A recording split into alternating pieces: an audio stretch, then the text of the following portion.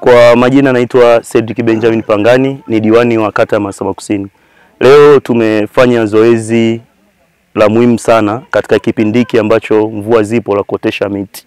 Lakini kama unavyoona hii shule imegharimu milioni 351.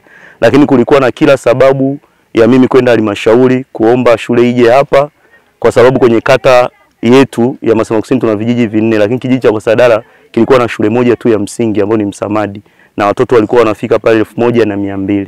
Kwa hiyo nikaenda halmashauri, baadaye halmashauri mbunge akalichukua akalipeleka bungeni, baadaye Mheshimiwa Rais mama yetu Dr. Samia Hassan Suluhu alituletea fedha kwa ajili ya ujenzi huu. Tupo 99% kuisha. Kwa hiyo ina maana kwamba wale watoto wa Msamadi waliokuwa wanavuka wanapata accident, wanagongwa. Kwa mwaka huu tu tumepoteza watoto wawili na mwaka jana pia wawili. Kwa hiyo huwa tuna wastani wa kupoteza watoto wawili mpaka watatu kwa mwaka. Kwa hiyo mpaka kuja shule hii ni mchakato tuliuanza, tulikaa na wananchi, tukaona kilio chao, tukaenda, baadaye ndo shule hii ikatokea. Wananchi wamepokea kwa mikono miwili, wamekuja kwa nguvu na hari kuotesha miti kwa sababu moja, kwa sababu ya kilio ambacho kilikuwa kinatokea pale cha watoto kuvuka. Na ni alama nimeweka katika hii miaka 5 ya mimi kuwa diwani, na nilikuja tulikaa hapa na wananchi nikasema tutajenga shule, na kweli shule imetokea. Kuwa na rais msikivu mama yetu Samia Hassan Suluhu, lakini najivunia pia kuwa na mbunge msikivu ambaye ni mbunge ambaye anakaa na diwani na anajua shida ya kila diwani na shida ya kila kata. Kwa hiyo kwa kweli tumepata faraja kubwa sana leo kwa tendo hili. Kwa hiyo tunasubiri tu Mungu akipenda baada ya Pasaka wale watoto watakuja, hii shule itafunguliwa, na Mungu akipenda tutaepusha vifo vya watoto wengi ambao walikuwa na ndoto nyingi. Kuna mtoto alikuwa na ndoto kuwa mwalimu, kuna mwingine alikuwa na ndoto ya kuwa rubani. Nawashukuru sana. Miti mingapi na tutaitunza? Hii miti tumeleta miti 1000 na kwa kweli tumeweka sheria mbalimbali, na pia kila mwananchi ameotesha mti ambao ataishi nao. Kwa hiyo tunasema kwamba mti wako wewe wa nyumbani kwako unavoutunza ndio unatakiwa utunzwe hapo. Kwa hiyo nadhani na watoto wakija pia katika zile utaratibu wa kutunza, kila mtoto tutamkabidhi mti mmoja wa kutunza au baadhi ya miti ya kutunza. Baba, tunakushukuru, tunasema asante kwa ajili ya majukumu ambayo umetupa sisi mahali hapa. Tunakushukuru kwa ajili ya kiongozi wetu mkuu ambayo Mungu ametupa fursa hii ya kuwepo mahali hapo Bwana, kwa ajili ya jinsi alivyotufanikisha kwa habari ya shule. Baba yangu na Mungu wangu, na kuomba ukapate kumpa amani na kumuongoza Baba mtakatifu na kumpa maisha marefu ili aweze kutusimamia vema Bwana. Baba yangu na Mungu wangu, tuko mahali hapa tukimuombea Baba mfalme uendelee kumpa maisha marefu. Tazama Mungu ana maadui kila pande Bwana, si wote Mungu anayompenda.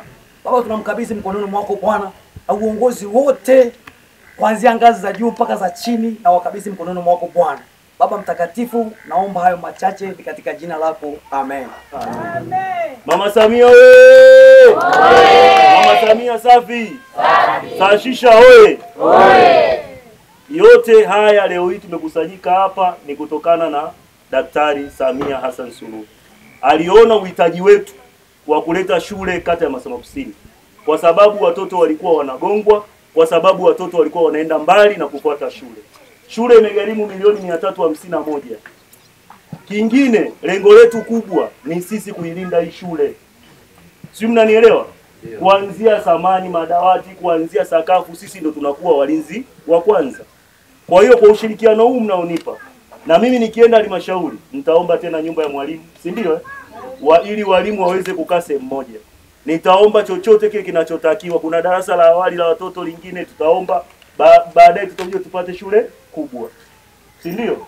Kwa hiyo mimi ninachowaomba, ninachowataka sana ni kuitunza hii miti. Tusiwe tumefanya kazi bure. Nadhani sina lingine lolote la ziada. Ninawashukuru sana. Kesho tutakuwa shule ya Mkombozi sekondari. Kwa yule ambaye anapata nafasi aje. Kuotesha mti ni ibada, si ndio?